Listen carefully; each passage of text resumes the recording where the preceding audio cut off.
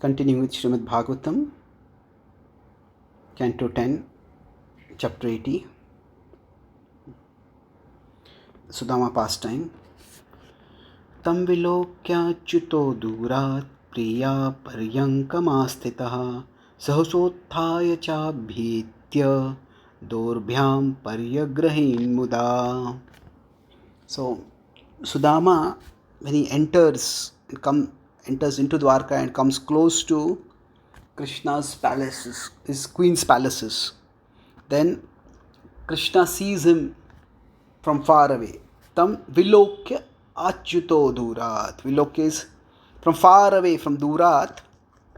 Krishna spots him. It's fascinating that when there is love between two people, then that seems to magnify the vision, by which if we know someone, that person can be seen from a long distance. Now, the extraordinariness of Krishna's affection is being emphasized. The love will be Krishna's love for Sudama will be emphasized in multiple ways over here. So one way is that how Krishna spotted and recognized him from a long distance. Sometimes some person comes to meet us also and we can't recognize that person. Oh, who is this? So the first point is that spotting from a distance. That itself indicates that there is a very close relationship.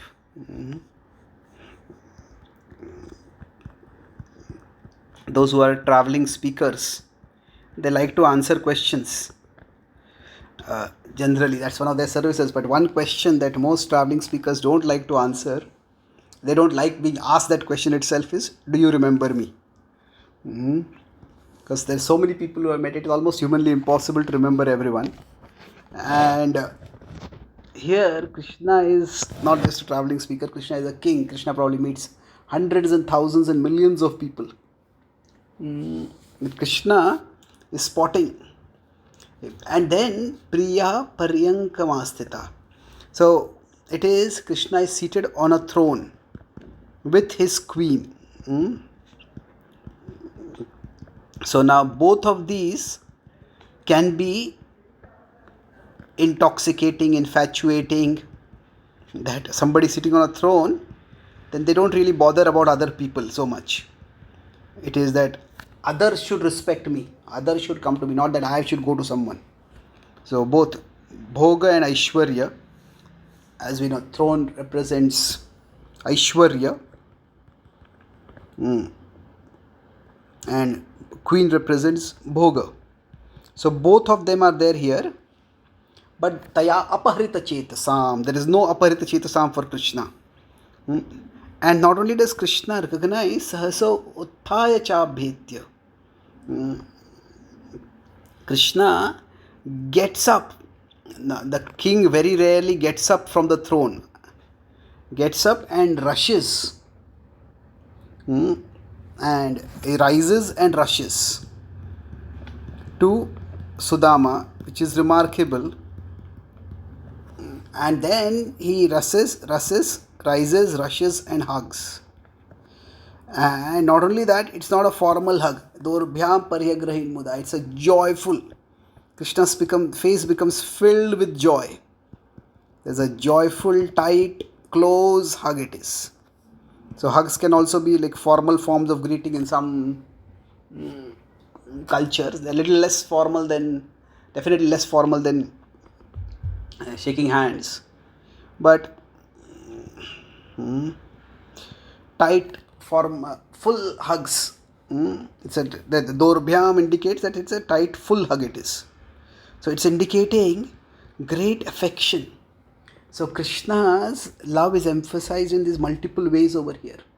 Normally when someone greets us or we greet someone, how much is the affection between us and that person can be seen by the overall demeanor. Two people can smile when they look at each other. Two people can greet each other by name. Two people can shake. Two people can hug. So all these things happening indicates that there is a very special bond between the two of them. And then after this, it goes further.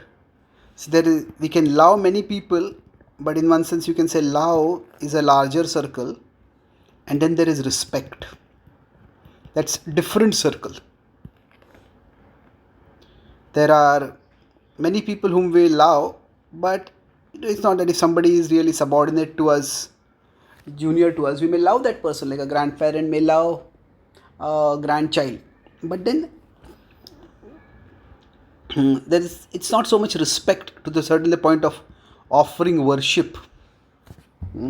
That's what is described in the next verse. There are people whom we love, but we may not respect. So, for example, it could be not. It's not that we disrespect, but respect in the form of worship. So, our subordinates could be there, and there might be people whom we worship, but we may not really love. There are people there may be formal respects. For example, our boss might be there, or the CEO of a company might be there. Now, we may not literally worship in the sense of doing puja, but there can be a formal form of respect which is like worship. But here, there is few people for whom there is both love and worship, respect to the point of worship. So that's what described in the next verse. Sakyu priyasya viprarisher anga sangati nirvritaha prito vyamunchad abbindun netrabhyam pushkarekshana. So, right now in this particular verse also, that the affection part, the love part is being emphasized. Sakyu priyasya viprarisher. He saw that this is my beloved friend. Sakyu priyasya. He is a great Brahmana, but he is also a priya sakha. Then anga sangati nirvritaha. So there is the embracing was brought his body in contact with his body. Prito vyamunchat abindun. So what happened is Krishna was in tears when this happened. Abindum netrabhyam pushkarekshana. That Lord who is lotus-eyed, for him, this is his beloved friend. Seeing him, Krishna was in tears. So now tears, especially for a male, a kshatriya, a king, and while on the throne in the court, this indicates each of these is like there's an indication of increasing emotion, we could say. Here there is great joy. There are tears of joy, and this is the expression of intense emotion over here. And after that, then now the worship part will be described. Athopaveshya paryanke swayam sakhyu samarhanam uparitya avniyasya padau padaven jani. So athopaveshya paryanke. So he got him to sit on his own bed, paryanke. Swayam sakhyu samarhanam. He started worshipping samarhanam. Uparitya avanijyasya. So he brought forward water to wash his feet. Padau padavnejani. So he took the water that had washed his feet, and what did he do? Agrahi chirasa rajan Bhagavan lokapavanaha. He took that water on his head. Now, within the narrative itself, through the choice of words, Shukdev Goswami is conveying the extraordinariness. So that law, normally we take water from some respectable person on our forehead because that is going to purify us. But this is the Lokapavanaha. The Lord is the purifier of the entire world. Pavanaha. Why does he need to take anybody's water? But Shirsa, on his head he took that water. And Vyalimpat Divya Gandhena. Then he started anointing him. Chandana Guru Kunkumai. And then he started offering various objects of worship to him. Chandan, Aguru, Gunkum, Dhupai, Surabhir, Mitram. Then he offered him Dhupa.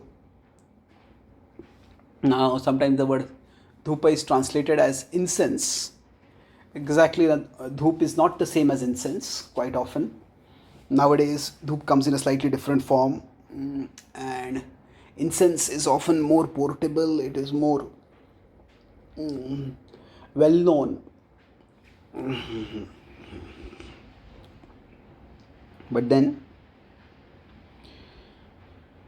what happens is Mitram Pradeepa Avalibhi.